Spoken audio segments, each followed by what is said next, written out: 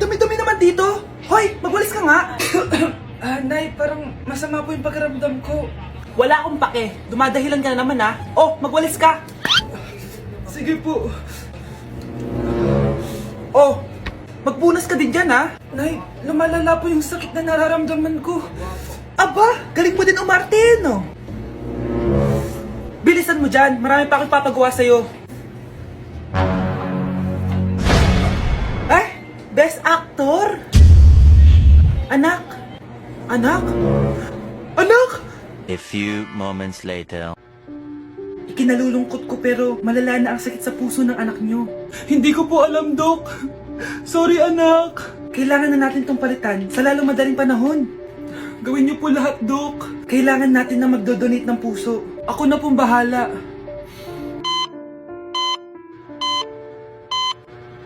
Nay? Oh, gising ka na pala. Nasaan ako? Nasaan ang nanay ko? Nanay mo yung nagbigay ng puso sa'yo. Hindi pwede. Nay, sorry, Nay. Nay? Buhay ka? Oo naman, anak. Buhay na buhay. Kanino puso yung nandito? Puso ng kambing yung nilipat sa'yo, anak. Ha? Pagaling ka, ha?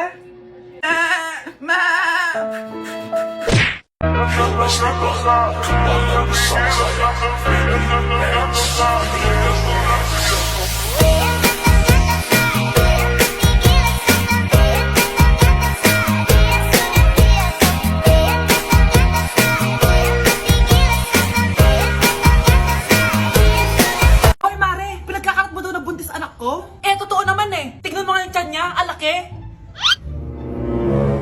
Basta, hindi buntis anak ko. Ba't di natin siya tanongin, Mare? Anak, halika dito. Yes, Nay? Buntis ka ba? Ha? Hindi po, Nay. Bakit ang laki ng tiyan mo? Bloated lang po ako, Nay. Uminom po kasi ako ng soft kanina. Oh, bloated lang pala eh. Pinagsasabi mo dyan. Bahala ka kung ayaw mo maniwala. Sumasakit tiyan ko. Oh, ayan na, mga anak na. Anak, napapano ka?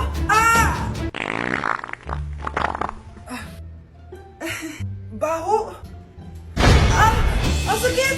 Parang iba na to, Nay! Anak, papiga ka! Anak, higa ka na malalim, ha? Ire! Sige pa!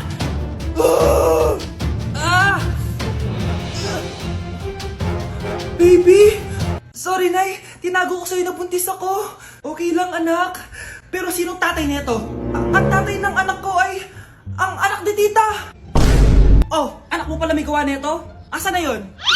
Oh, ikaw, magbigay ka na sustento para sa anak nyo. Sige po, magbibigay po ako ng 5. 5,000? 5 pesos? Wala na po kasi yung pera eh. At dahil 5 pesos ang binigay ng tatay mo, lollipop mo ng dedean mo, ha? Anak, akalat dito, maglinis ka nga. Anak, tingnan niyo po yung nakita ko. Tingnan mo. Yan! Diyan ka magaling! Puro cellphone! Buti pa yung anak ni Aling Susan, tumutulong sa bahay! Pero Nay, nakakatawa po kasi... sumasagot ka pa! Buti pa yung anak ni Aling Susan, hindi sumasagot! Sige po, Nay! A few moments later. Good news, Nay! 95 yung grade ko sa school! 95? Ba't ang baba? Buti pa yung anak ni Aling Susan, naka 99! Hindi ka kasi nag-aaral na maayos! Matutulog na lang ako! Yan! Diyan ka magaling! Natutulog ka na naman! Buti pa yung anak ni Aling Susan, hindi natutulog. Bumaba ka nga.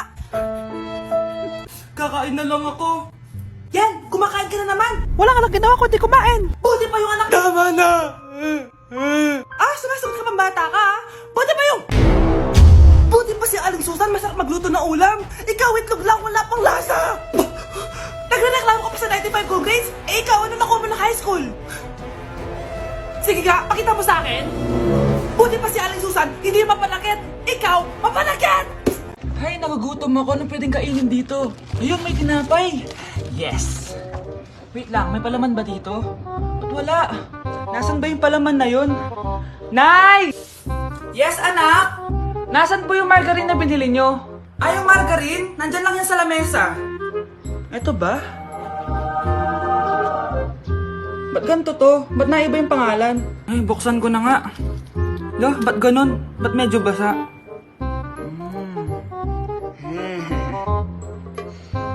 Ba't ganon? Amoy sabon? Baka bagong flavor lang. Nahanap na kaya ni Vince yung margarine? Wait lang nga. Nasaan na ba yung batang yun? Anak, nakita mo na ba yung margarine? Anak! Anak! Anak! Ano nangyari sa'yo? Ano naman kababuhan to?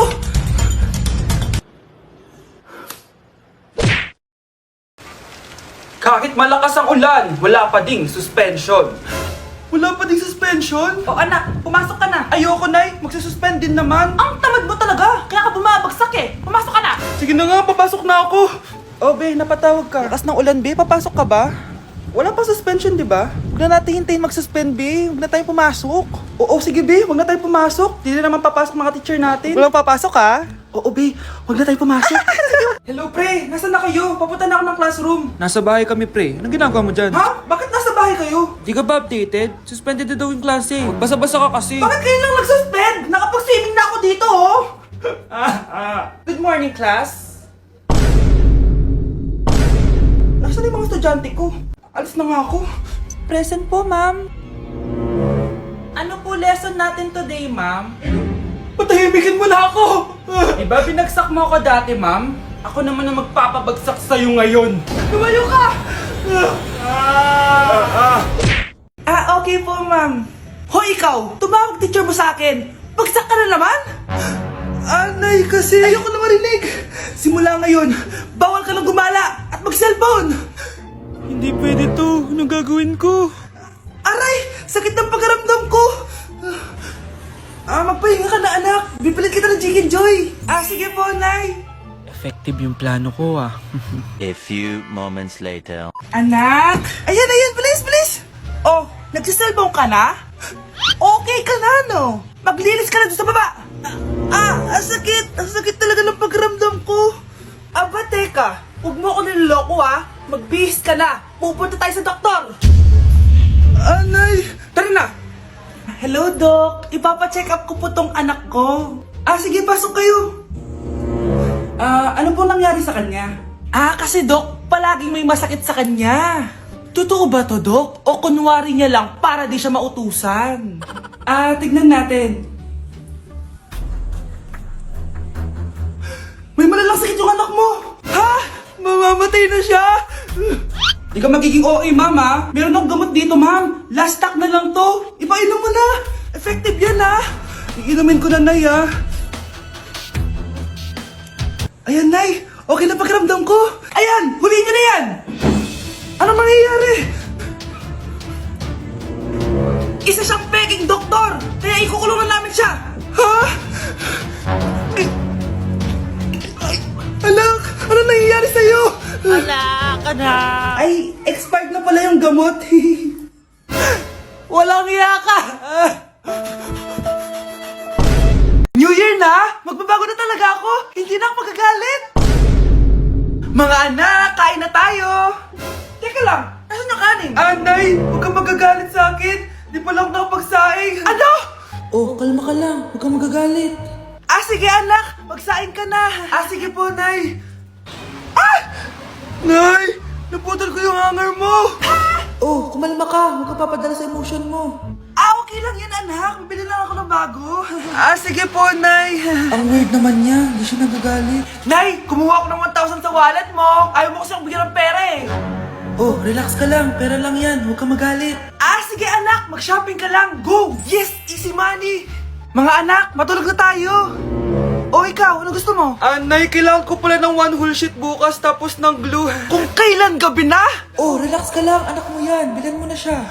Sige anak, lalabas ako ngayon kahit alas 12 na para bilhin lang yung mga kailangan mo, no? A few moments later. Nay, bakit pala di na kayo masyado nagagalit sa amin? Kasi, New Year na, nagbago na ako. Wow, Nay! So di ka galit kay tatay kasi kapit niya yung kapitbahay natin? Ano? Lagot, paano kakalma nito? Hi, Mars! Happy New Year! Mars, parang may nagbago sa'yo. Oo! Mamamatay tao na ako ngayon! Kapit ko pa ng asawa ko, ha? Halika dito! Tama na. Ano to? Wala na namang ulam? Mahal, pangako bukas may kakainin na tayo. Sinabi mo rin yan kahapon. Paano tong anak natin, ha? Paano natin ito bubuhayin? Mahal, please. Magtulungan tayo. Makakaahon din tayo dito. Ayoko na. O ito, ikaw na maghalaga niyan. Mahal, please. Huwag mo naman kaming iwan. Babalik na ako sa dati kong buhay. Sa buhay na nakakain ako na masarap. Sa buhay na nakakapag-party ako. Sa buhay na prinsesa ako. Ayoko na ng gantong buhay. Mahal, please. Babawi ako. Kaya mo na yan. At wag mo na ako gugulin, ha? Anak, pangako hindi kita iiwan, ha? Nandito lang ako para sa'yo. Hindi kita papabayaan. Okay, Mr. Ramon? Ma'am, tanggap na po ba ako sa trabaho? Sorry sir. Based sa resume mo, hindi ka pala nakapagtapos ng college. Ang hanap po namin is college graduate. Uy Ramon, mukhang galing ka sa interview Natanggap ka? Hindi nga eh. Baka may alam kang pwede kong pasukan ng trabaho. Pwede ako. Sige, sabihan kita ha. Salamat Susan. Dami naman basura dito. Ramon, may hiring daw yung kakilala ko at pwede ka daw doon magtrabaho. Ha? Talaga? Sa wakas, mabibilin ko na lahat ng pangangailangan ng anak ko. May anak ka pala? Oo. Iniwan kami ng nanay niya dahil di niya kaya tong gantong buhay. Hayaan mo, hindi mo deserve yun. Wow! Ang bilis! May pumalit na agad sa akin? Mali ka nang iniisip. Alam mo ba, Ramon, nabibili ko na lahat ng gusto ko ngayon. Kumakain kami sa magandang restaurant at nakatira ako sa mansyon. Ha? Honey, tara na. Ipag-shopping pa kita mamaya. Baka malit pa tayo sa dinner natin. Okay, honey, papunta na. At ikaw babae ka. Kung ayaw mong masira ang buhay mo, layuan mo yung lalaking yan. Ang bago nating top 1 ay si Samantha. Ang galing mo, Samantha. Naku, basic lang yan. Paano nangyari yun? Pasado kayong lahat, pero may isang bagsak. Si Scarlett, halatang favorite mo si Samantha. Pares lang kami ng average. Paano ako bumagsak? Di ba sinasagot mo ako? Eh, di bagsak ka ngayon? Umanda ka sa akin. A few moments later. Class, mag-behave kayo. Nandito yung principal natin. Magandang umaga, class. Kamusta yung bago nating teacher? Gusto ko pong i-report yung teacher na yan dahil may favoritism po yan. Favoritism? Sinungaling ka, Scarlett! Mabait sa amin si ma'am! Opo ma'am! Mabait po ako sa kanila! Pantay-pantay lang po yung tingin ko sa kanila! Huwag mo na pagtakpan nanay mo, Samantha! Hala, OMG, magnanay sila. Ma'am principal, pagpasensyahan niyo na siya. Baka di niya alam yung sinasabi niya. Meron ako ebidensya dito na nagpapatunay na binigyan ng sagot ni ma'am si Samantha. At tinawag ng nanay si ma'am. Bawal to sa school natin Kayong dalawa, mag-usap tayo sa principal's office. Ma'am, magpapaliwanag po ako. Ang bago nating top 1 ay si Scarlett. Yes, Scarlett, deserve mo yan. Marami pong salamat, ma'am principal. Alam mo, buti na lang hindi mo na teacher yung nanay mo.